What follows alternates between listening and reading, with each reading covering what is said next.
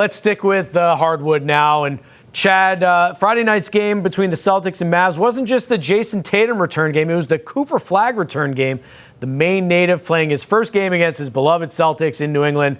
You're also Mr. Maine. You've been following this kid's career forever. What have you been making of Cooper Flagg's rookie season and how it's going for the Dallas Mavericks so far? I'd call it a huge success for Cooper individually. I mean, he may or may not win Rookie of the Year. His Duke teammate, Conca Nipples, had a great year for a much better team with the Hornets. Brings up the question of how Duke didn't win the national title last year with 5 guys in the starting lineup that are currently in the NBA, but that's another question. The problem is that Dallas team is a complete mismatch of players. You've got aging guys like Klay Thompson. You've got role players who aren't that good anymore, like Caleb Martin, and they really need to clear out a lot of people on that team to kind of build it around Cooper. They started it by trading Anthony Davis, but there's still a long way to go there to build up to a competent team. Do you see Cooper Flagg as already kind of establishing himself as the next face of the NBA? Yeah, I mean, he's fastest to 1,000 points other than LeBron, and I have to say probably Wemby too. Victor Wemby. Yeah, Wemby's in his own class. You know, Jaylen Brown saying I'm the best two-way player in the league, other than Wemby, who's an alien. That's how you have to look at things. It's Wemby and everybody else. I think Cooper is at the top of that everybody else category of somebody who's going to be extremely prominent for the league for the next 10, 12 years at least. Yeah, no question. And you kind of think that eventually he could make his way to the Celtics, don't you? I have my suspicions, yes. I would put it at 99.99% that he plays the Celtics someday. No intel on that, just kind of vibes, but his family is passionate Celtics fans. His mom used to bring a Danny Ainge figurine to school every day and put it on her desk. Maybe that means he goes to the Jazz instead now, but I think that this is a Celtics family, and he doesn't play his entire NBA career without coming to Boston at some point. That was me marking it down. Mark it down. You know, for a hot take from Chad Finn. You know, I agree with you. It does seem at some point he's going to have a 20-year career. But all right, let's move back to the Celtics here.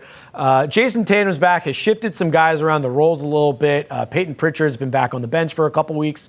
You know, one of the blessings of this season for the Celtics is they've gotten a lot of action for a lot of their young rotational guys. Yeah. How do you see kind of the 8 or 9-man rotation shaping up for the playoffs now? Yeah, I think it depends on what Tatum's minutes limit is in the playoffs. It's pretty clearly 27 right now because that's what he's played in his first 2 games, but that will go up. I don't know if that cuts into Hugo Gonzalez's minutes a little bit more. It shouldn't cut into Baylor Shireman's, who's really taken off. It doesn't matter if Shaq knows his name or not. 16 points and 10 rebounds against the Cavs on Sunday. He's really emerged. He's another instance of the Celtics' amazing player development, getting the maximum out of guys that you're wondering if they're going to ever have a role on the roster. I think Neemias Queta is another one of those players. Goes on back to Sam Hauser undrafted. And the success of these secondary guys, Ben, has really enhanced the roster around Jaylen and now Jason. And it's why they have a great shot of getting to the NBA Finals this year. My one concern is what this has done to Pritchard coming off the bench now.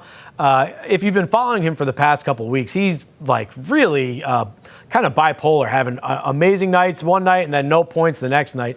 How do you see Pritchard kind of evolving moving forward here? Yeah, he had a couple scoreless games. He doesn't have an issue with being on the bench. He noted himself, you know, the minutes are the same or even better.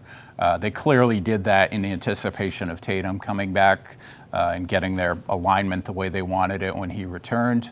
He got whacked on the hand a couple weeks ago, and I think that maybe affects his shot a little bit, but he still had 25 against the Lakers. He was good against the Cavs on Sunday, and I think he stabilizes things a little bit more here.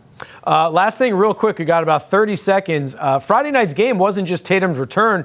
Nikola Vucevic suffered a freak injury, finger injury. He's going to be out for about a month now. They just acquired this guy in a trade for Anthony Simons. What do you make of Vucevic now being out? Yeah, it would have been a bigger blow if Tatum didn't come back. Tatum's going to pick up that rebounding slack, which is what they really needed Vucevic for.